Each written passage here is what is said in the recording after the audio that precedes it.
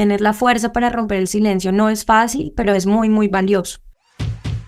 Esto es Sonido Violeta, el podcast en el que conversamos con expertos sobre temas de violencia por razones de sexo y género en el país, con un mensaje claro: la violencia no es normal.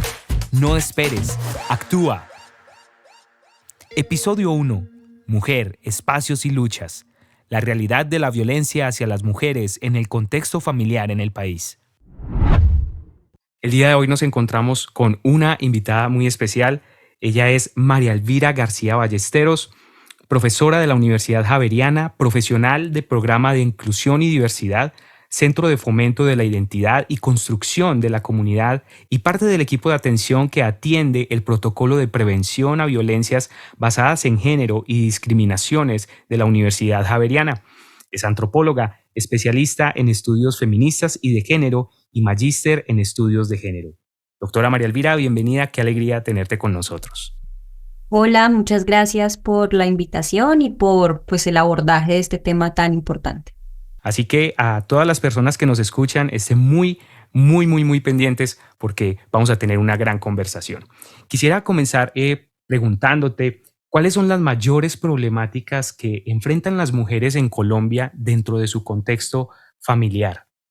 Bueno, pues realmente frente a las problemáticas en el contexto familiar que enfrentamos las mujeres, yo mencionaría en primer lugar la permanencia de los estereotipos de género que siguen todavía haciendo que los roles de género sean muy estáticos. ¿Esto qué quiere decir? Que tenemos ciertos imaginarios, ciertas ideas de lo que debe ser una mujer, de lo que debe ser un hombre, y eso termina por seguir construyendo el rol de madre, el rol de esposa. Y con esto lo que quiero decir es que, claro, puede que haya habido, digamos que un avance en términos de que las mujeres hoy podemos tener independencia económica, podemos ir a nuestros trabajos y demás, pero muchas veces con la permanencia de esos roles de género tan estáticos se da cabida para la violencia intrafamiliar manifiesta a través de diferentes elementos, ¿no? A través de lo psicológico, a través de lo económico o a través de lo físico. Y ese es el segundo punto que yo pondría allí en respuesta a esta pregunta, y es una de las principales problemáticas que seguimos enfrentando las mujeres en el contexto familiar es la violencia intrafamiliar. Para contarles un poco acerca de las cifras de lo que va este año, han habido más o menos 203 casos de violencia intrafamiliar por día. Y entre enero y julio de 2023 hubo 6.469 casos. Y por allí hacer énfasis también en las cifras, el 71% de las personas víctimas de violencia intrafamiliar eran mujeres. Es un índice altísimo. ¿Y qué están haciendo las víctimas ante estas situaciones? ¿Cuál ha sido la respuesta de las mujeres que están sufriendo este tipo de violencia? Bueno, yo lo primero que quiero decir frente a esa pregunta es como un llamado a ser conscientes de que las víctimas hacen lo que pueden, con lo que tienen en cada momento.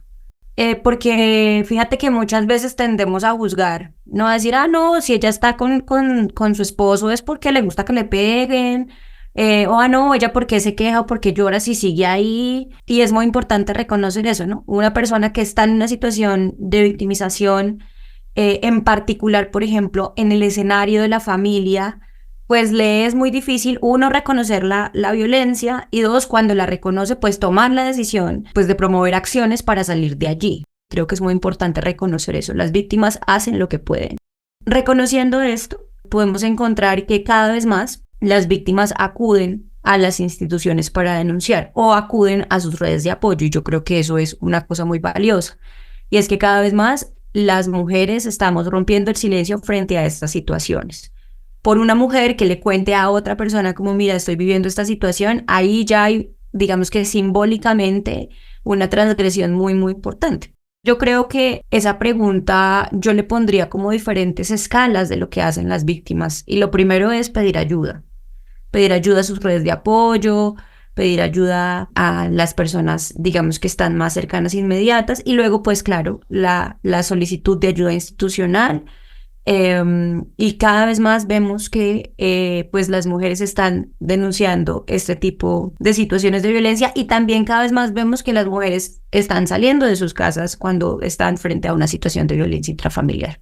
Gracias, María Elvira. El país tiene la capacidad instalada desde el Estado. El Estado tiene las herramientas para traer solución a esta violencia sexual y de género que hay dentro del contexto familiar hacia las mujeres. Yo creo que nos falta porque digamos que en la práctica faltan en dos dimensiones, ¿no? Por un lado tenemos eso, toda una política pública, una normativa, unas leyes, por ejemplo, los derechos de las víctimas en la ley 1257, que es ciertamente un instrumento muy importante, pero que en la práctica pues todavía nos falta como esa aplicación. Y por el otro lado también, frente al tema del andamiaje institucional, pues también nos falta. Tenemos ¿qué situaciones tenemos? Tenemos todavía mucha falencia institucional en lo que es, por ejemplo, lo relacionado con las comisarías de familia, asociados, por ejemplo, a temas de revictimización, pero también a la eficacia de las medidas, ¿no? Entonces, si yo soy una persona que está viendo violencia intrafamiliar y necesito salir de mi casa, pero necesito que inmediatamente haya una medida de caución frente a la persona que me agrede, pues necesito que eso se movilice rápido, ¿no? Y muchas veces eso no ocurre así de rápido. Claro, hay unos esfuerzos, y en particular acá en Bogotá, pues vemos pues todos los esfuerzos que hace la Secretaría de la Mujer, digamos que para tener ese alcance, para priorizar los casos y demás, pero todavía falta, digamos que como Estado y en términos de toda la estructura estatal, ¿no? Como desde el Estado central, pasando a los estados locales, se presenten muchas más estrategias para robustecer este andamiaje.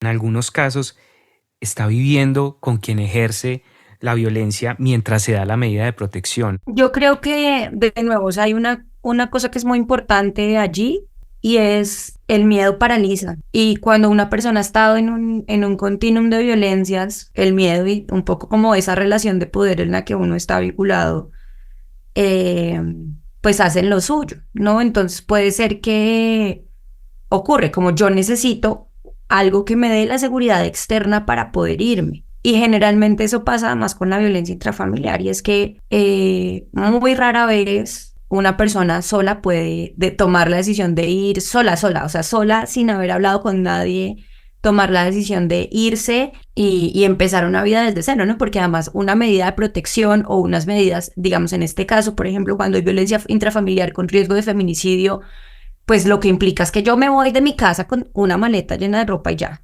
Y siempre por el otro lado está el poder un poco asociado a la violencia, y es la promesa de la persona agresora de que esa persona va a cambiar. Yo diría que son como esos dos elementos, un poco el miedo y el poder que se ha ejercido, que se ha cultivado, pues en términos como de la relación allí. Y la necesidad permanente de una garantía externa de, bueno, si yo me voy, no me voy a morir o no me van a matar. Y más, por ejemplo, cuando en esos casos hay hijos de por medio, ¿no? Como no es solamente se trata de que no me vayan a matar a mí, sino de no van a matar a mis hijos. ¿Qué importancia puede tener en ese sentido estos colectivos feministas o cómo han aportado en este acompañamiento o en este apoyo a las mujeres víctimas de violencia? Yo creo que esa pregunta es muy, muy importante. Voy a hablar un poco como para el caso de Colombia, pues el papel que han tenido los colectivos feministas para reivindicar los derechos de las mujeres que son víctimas de violencia intrafamiliar, por ejemplo, pues es muy importante. Entonces tenemos, por ejemplo, colectivos feministas como la Red Jurídica Feminista, como ya pues Corporación Cisma Mujer, Corporación Humanas, que son organizaciones que hacen acompañamiento, orientación jurídica, que hacen el acompañamiento psicosocial, un poco evidenciando que el Estado no tiene esta capacidad de responder. Pues hay varios colectivos, varios grupos que se han organizado un poco para movilizar también esto desde la sociedad civil, y yo creo que eso es muy importante. Yo quiero hacer referencia a una organización feminista que es el Fondo Lunaria, que es una organización que moviliza recursos económicos, ya sea para organizaciones o para personas. Entonces, yo he tenido la oportunidad de acompañar algunos casos de riesgo de feminicidio. Una puede hacer la solicitud de unos recursos para que esa persona salga de su casa y el Fondo Lunaria hace ese apoyo. Yo creo que eso es fundamental, como ese esfuerzo que se hace en diferentes dimensiones, ¿no? Como en el acompañamiento, en la visibilidad en las calles, pero incluso también en cómo movilizar unos recursos económicos para las víctimas. Gracias, María Elvira, porque nos llevas a dimensionar lo que está sucediendo. Y en ese sentido, como ciudadanía, ¿qué podemos hacer? Las personas que nos escuchan, muchas personas tal vez en este momento no están siendo víctimas o no tienen casos cercanos de personas que estén viviendo algún tipo de violencia. ¿Qué puede hacer la ciudadanía? ¿Cómo podemos movilizarnos? ¿De qué manera podemos de ahora en adelante, cuando estemos en la calle o en nuestros contextos familiares, laborales, entre otros, de qué manera, por ejemplo, yo, un ciudadano del común, puede estar y ser parte de aquellos que se unen para romper estos ciclos de violencia? Yo diría que hay una invitación permanente a no naturalizar. Llevamos, y pienso, cuando hablo de la naturalización, pienso detrás de mí de verdad, toda la información que hay asociada, no sé, a medios de comunicación, noticias, novelas que puedo reconocer en donde se ha naturalizado la violencia, ¿no? Culturalmente, así ha sido construida la sociedad, la naturalización de las violencias. Entonces, ese es el llamado, un poco como... Y fíjate que la naturalización de las violencias pasa por un chiste, pasa por cosas que pueden ser muy pequeñas. Mm, o por hacer silencio cuando, no sé, pienso, mis amigos, que voy a poner un ejemplo sencillo, pero me quedo callada o callado cuando mis amigos están hablando de una mujer de X y X maneras y de una manera violenta, y yo me quedo callada porque pienso que eso es una cosa menor, ¿no? Entonces yo creo que hay una invitación permanente a no naturalizar, a no normalizar, que pasa por, de nuevo, chistes, que pasa por lo que consumimos como sociedad, ¿no? Reels de Instagram supremamente sexistas, por ejemplo, que están reproduciendo, aunque no lo creamos, que reproducen la violencia y que tienen incidencia en la reproducción de estas formas de violencia que ya hemos mencionado. Y también pues a no quedarnos callados, no solamente cuando conocemos de un caso, sino cuando estamos identificando que en el entorno en el que estamos se están movilizando ciertos roles, ciertos estereotipos de género, por ejemplo, porque nosotros también ya podemos identificar hoy cuáles son esos sujetos, esas sujetas que son, eh, pues que también, que son como un poco más estereotipadas alrededor de ciertas normas del género. Yo diría eso. Wow, gracias. Y por último, este audio está llegando a muchos lugares y es posible que en este momento haya una persona víctima de violencia que te esté escuchando.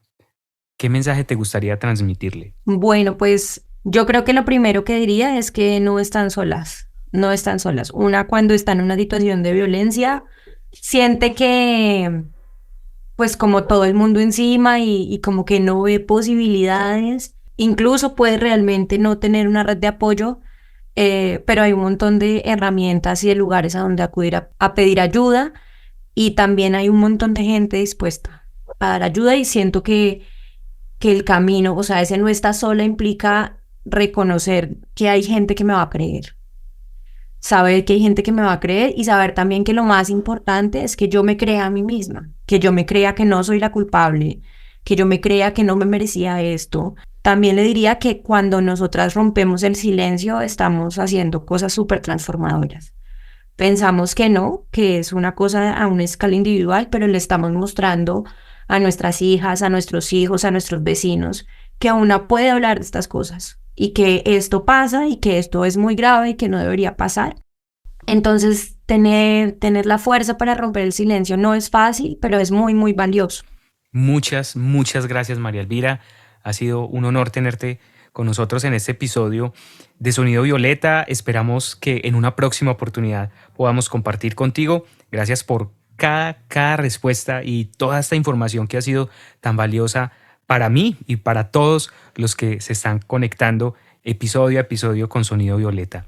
No, muchas gracias a ustedes por la invitación y bueno, pues espero que que a todas las personas que nos escuchan, pues algo allí les quede como de este mensaje. Muchas gracias a ti y a todas las personas que nos escucharon. Nos encontramos en una próxima oportunidad de Sonido Violeta y recuerda, la violencia no es normal. No esperes, actúa. Colombia, potencia de la vida.